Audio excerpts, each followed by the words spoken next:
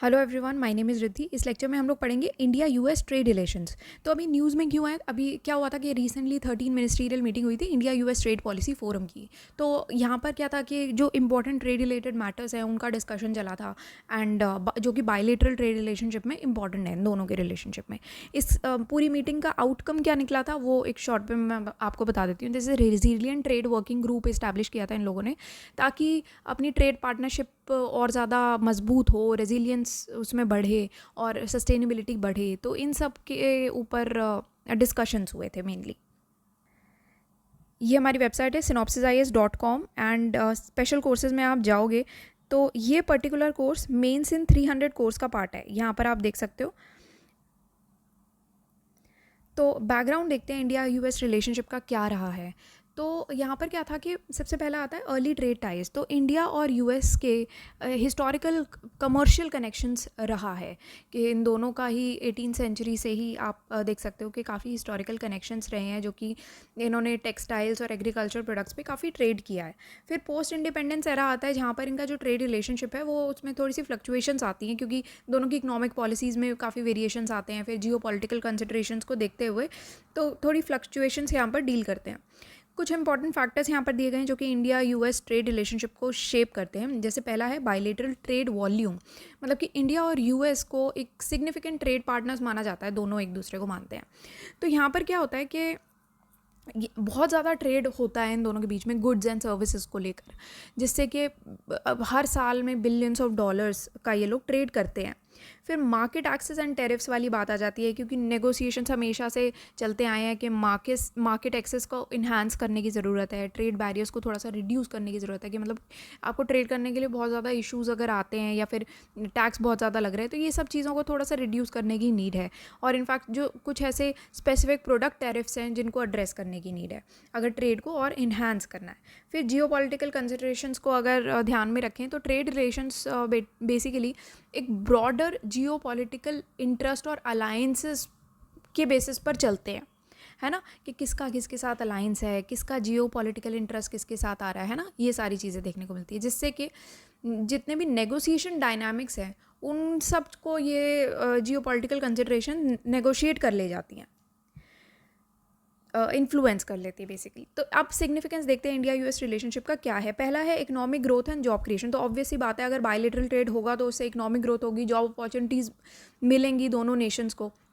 India एक बड़ा trade surplus boast करता है यूएस के साथ, जो कि एक प्राइमरी इसका एक्सपोर्ट डेस्टिनेशन है यूएस बेसिकली।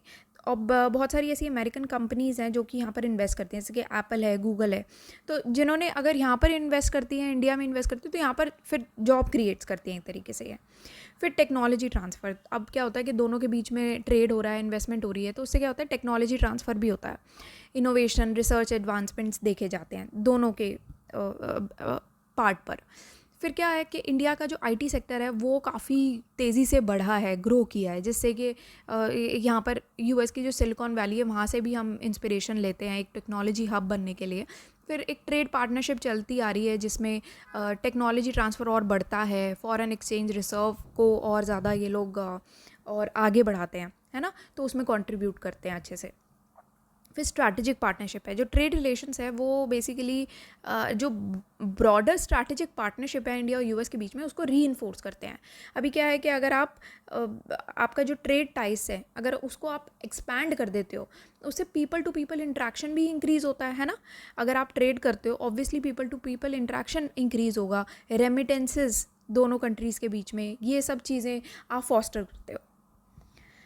अब कुछ यहाँ पर कंटेम्प्रेरी एग्जाम्पल्स दिए गए हैं। पहला एग्जाम्पल है trade dispute and tariff issues. तो रीसेंट ईयर्स में नेगोशिएशंस और डिस्प्यूट देखे गए हैं इंडिया और यूएस के बीच में टैरिफ्स को लेकर के।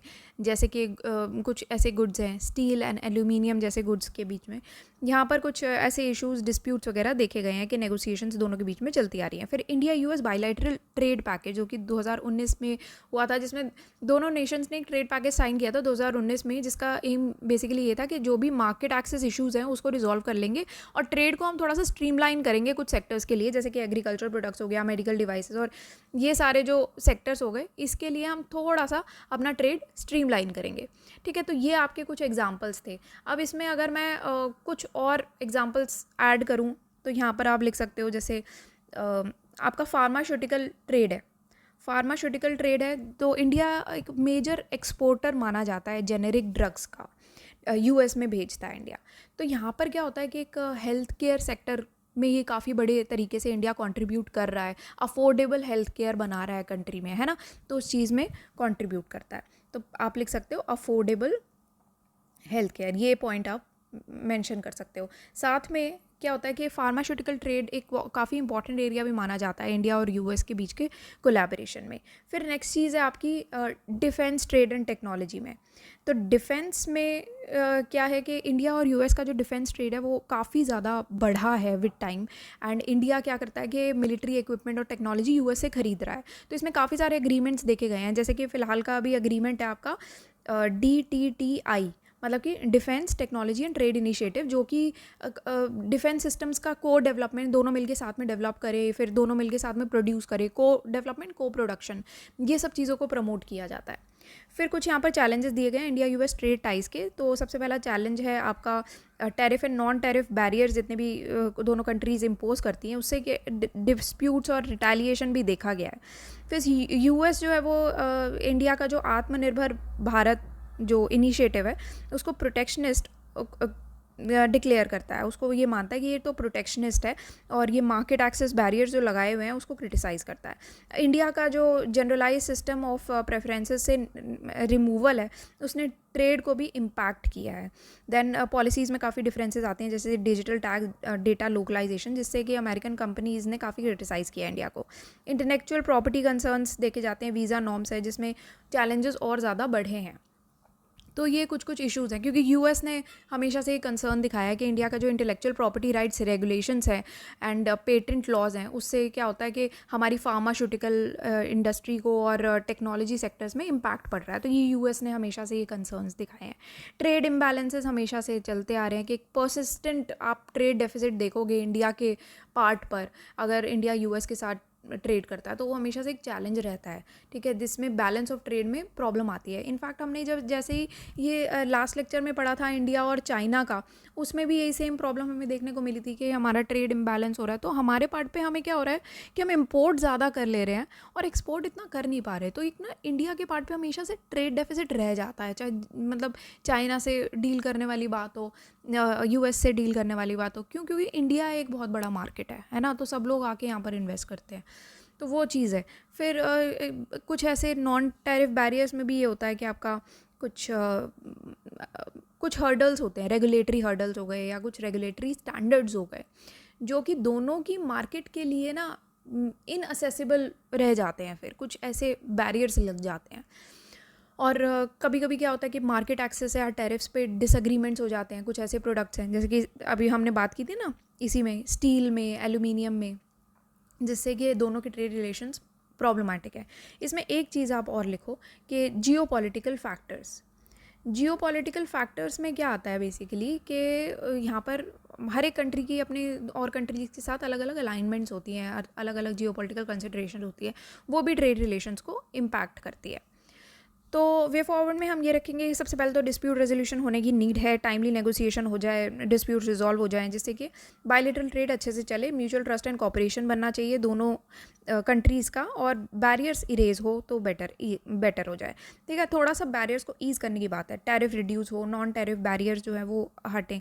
तो ये सारी चीज़ें बायलैटरल ट्रेड को प्रमोट करेगा, जिससे कि हम 2030 तक ये नंबर अचीव कर सकते हैं।